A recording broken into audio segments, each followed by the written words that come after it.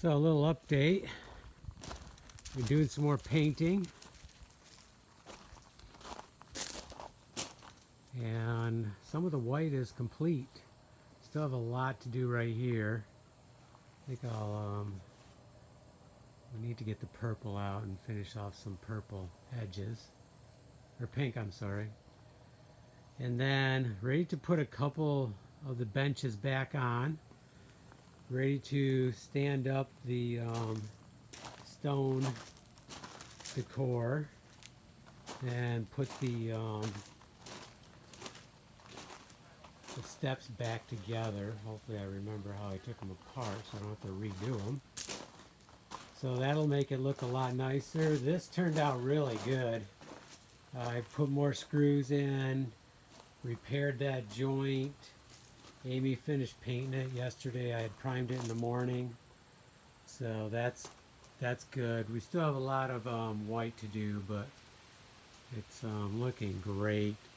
Did take a look at the, I thought it was low right there. So we were going to pry it up and put another stone underneath. But when we started prying it up, it looked high then.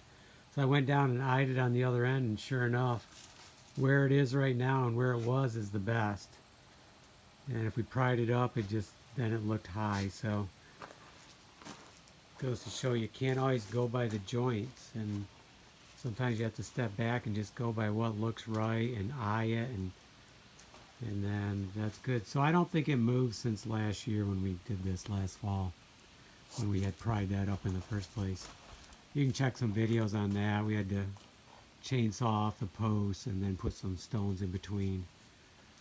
For some reason one post had settled. Well, actually two. Okay, looking great. Let's start putting it back together. And a couple of air chairs that I cleaned up, I'm gonna put them back together and maybe put up a couple more hanging spots. So it'll be a little fun stuff for right now. And then of course more painting later.